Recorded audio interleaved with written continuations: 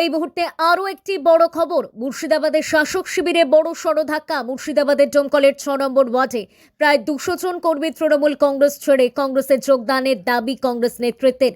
Domkal town Congress সভাপতি ইমদাদুল হক মীর জানিয়েছেন, লাগাম ছড়া দুর্নীতির স্বজন পোষণ এবং ডোমকল বিধানসভা জুড়ে তৃণমূলের দুর্নীতির প্রতিবাদে এই যোগদান।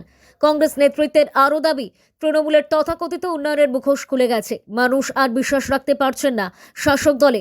কার্যত দুর্নীতির বিরুদ্ধে লড়াই করতে কংগ্রেসের উপর আস্থা রেখেই এই যোগদান চারিদিকে। এই যোগদানের ফলে বিধানসভা ভোটের আগে ডোমকলে কংগ্রেসের সংগঠন আরও শক্তিশালী হবে বলেই দাবি ডোমকল টাউন কংগ্রেসের।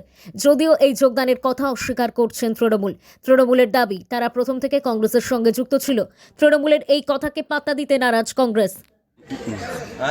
আমাদের জেলার বা সব জায়গায় বা নানান জেলারই বাইরে যে পরিশ্রমিক যে ক্ষতিগ্রস্ত হচ্ছে, তো একমাত্র কংগ্রেসই ভরসা।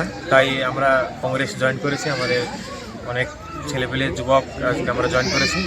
তো আমাদের কংগ্রেসের উপরে ভরসা আছে, আমরা এগিয়ে চলবো, সবাই আমরা একসাথে থাকবো এবং আমাদের দেশের উন্নতি করব।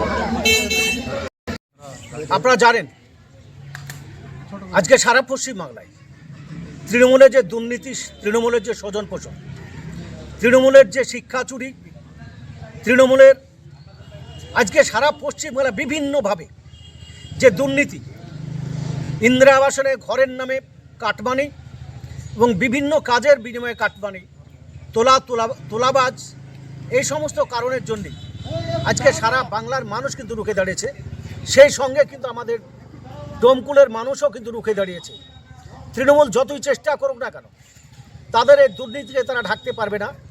যার কারণে আমরা আজকে 6 নম্বর ওয়ার্ডে, যেখানে এক্স কাউন্সিলর নুরাবুল ইসলামের আজকে যে ওয়ার্ড, সে ওয়ার্ডে রঘুনাথপুর আজকে শিশু শিক্ষা কেন্দ্রে, এমএসকে কেন্দ্রে আজকে কয়েকশো তরুণ তরতাজা ছেলেরা আজকে কংগ্রেসে তারা যোগদান করলেন।